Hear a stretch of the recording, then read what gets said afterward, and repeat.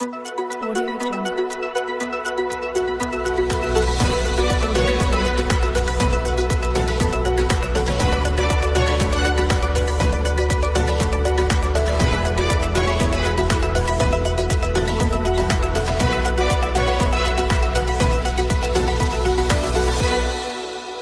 देखिए, साफ साफ जाहिर है कि रोहित रंजन ने जिस तरीके से मैनिपुलेट करके जो वीडियो राहुल गांधी जी का जो है अपने शो डीएनए में दिखाया पूरी तरीके से उसको बचा रही है, क्योंकि जो है उसने ये एक तरीके से अपराध है जब आप किसी के लिए फैक्ट्स को जो है तोड़ मरोड़ के पेश करते हैं, तो ये लोकतंत्र के चौथे स्तंभ है।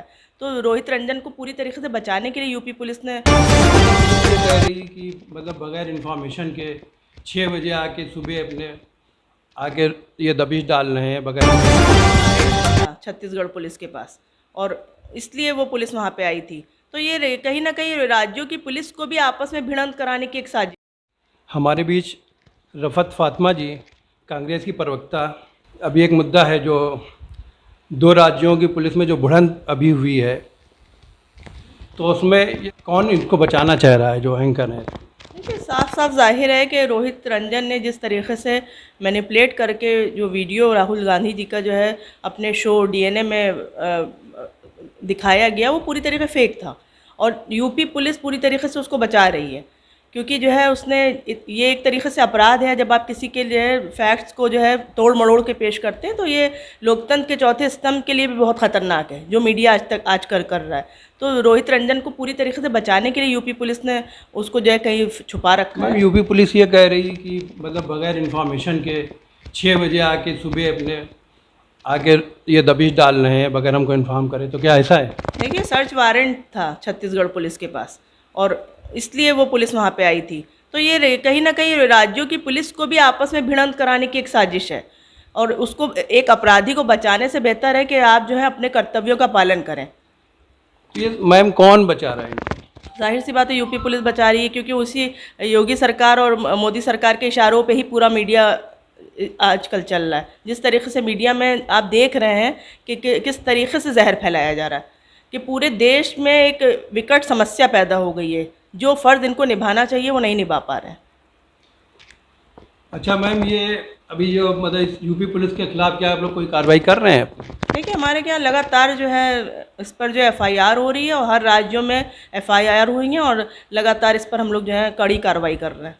कांग्रेस इस पे एग्रेसिव है? पूरी तरीके से आपने देखा होगा, जब हमारी पीसी हुई और पवन खेड़ा जी ने कहा भी कि हम जो है हम कांग्रेस शराफत से ज़रूर पेश आती है, लेकिन ये उसका गहना है, ना कि इसको आप कमज़ोरी समझ लीजिए। तो इस पर कठोर कार्रवाई होगी, अब कोई भी बच नहीं सकता है। अच्छा, क्या कांग्रेस पूरी अपने क्षमता से लड़ रही है? जाहिर सी बात है, अब तक अगर आपने देखा होगा अपोजिशन में कौन लड़ रहा है, सिर्फ कांग्रेस ही लड़ रही है। किसी भी मुद्दे पे अगर आप देख लीजिए तो कांग्रेस ही लड़ी है। तो आज भी कांग्रेस पूरी तरीके से जो है जनता के जो अधिकार है उनके लिए लड़ रही है, और जो भी इश्यूज़ हैं जनता के लिए, वो कांग्रेस ही पूरी ताकत से लड़ रही है। तो मैम, कांग्रेस ने 135 साल में पहली बार ऐसा हुआ है, और सबसे ज़्यादा यूपी में शासन किया कांग्रेस ने, और उनका विधान परिषद में एक भी सदस्य नहीं बचा। देखिए, ये आप सबको पता है, हमको ही पता है कि कांग्रेस का जनाधार किस तरीके से कम हुआ है। तो आज हम अब पार्टी के अंदर आत्मचिंतन हो रहा है, और मंथन भी हो रहा है कि किस तरीके से हम अपना जनाधार ज़्यादा से ज़्यादा बढ़ाएं और जनता के बीच जाएं, और इन स्थितियों से कैसे हम इन समस्याओं से इससे निजात पाएँ, तो इसके लिए हम पूरी कोशिश कर रहे हैं। मैम, मतलब एक लंबा समय हो गया कि कांग्रेस बहुत समय से बैकफुट पे है अपने। नहीं, हमें लगता है हमें निराश होने की ज़रूरत नहीं है, क्योंकि जनता का एक रुख है, तो जनता का जो रुख है उस पर हम कांग्रेस पूरी तरीके से उसके साथ खड़ी है। और जहाँ तक कि जो है अभी बैकफुट पे आने की बात है, हम बैकफुट पे नहीं है। हमें पता है कि जनता अपना कभी कभी चेंज चाहती है, और ये चेंज बहुत जल्द वो समझ भी जाएगी। किस तरीके से महंगाई आप देखिए चरम सीमा पे आज, अभी कल 50 रुपये सिलेंडर के बढ़े हैं।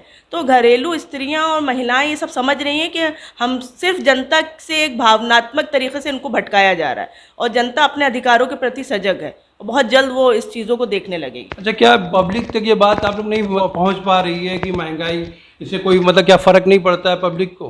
देखिए, जब सरकार का एजेंडा जो होता है ना, वही जनता को भटकाने का है। कभी मंदिर मस्जिद देख लीजिए, कभी लव जिहाद हो गया, या गाय, या ये घर वापसी, इस तरीके के एजेंडे और जहर फैलाने के एजेंडे लेके सरकार आई है, तो कहीं ना कहीं जनता भी उसमें कुछ दिन के लिए भटक जाती है, लेकिन हमें लगता है बहुत समय तक भटक नहीं सकती है, क्योंकि जनता के मूल मुद्दे जो होते हैं वो उसके रोज़ी रोटी होती है, उसकी शिक्षा होती है, उसका स्वास्थ्य होता है।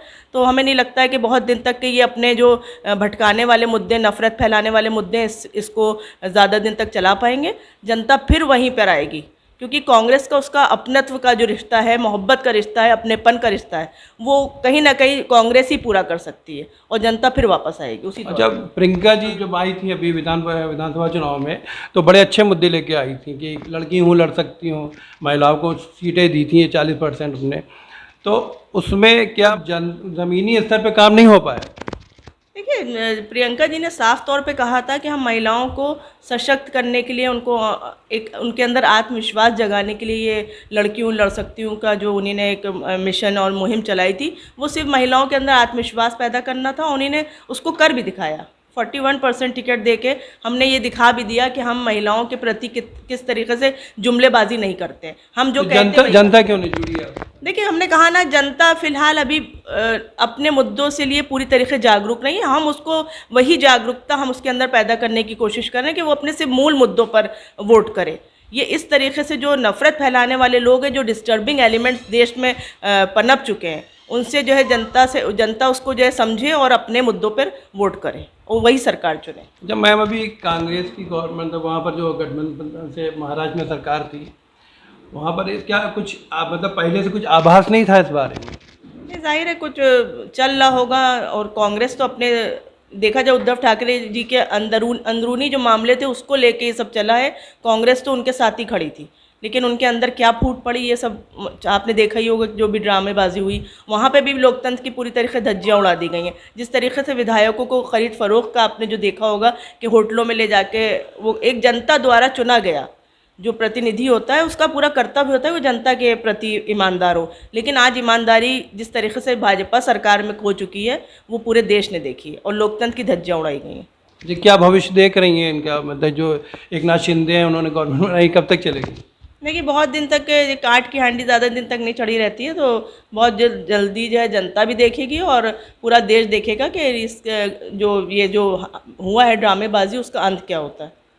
जब 2024 में क्या अभी आप लोग कुछ शुरू कराएंगे? अभी टाइम है। देखिए, 2024 में हमें पूरा यकीन है कि कांग्रेस ही आएगी, और जहाँ तक कि हमारा संगठन में भी जो चीज़ें बदलाव हो रहे हैं, और हम ज़मीनी स्तर पे भी पूरी तरीके से लोगों तक पहुँचेंगे और अपनी बातें रखेंगे, और उनको भी जागरूक करने का जो जिम्मेदारी कांग्रेस ने ली है वो निभाएगी। धन्यवाद।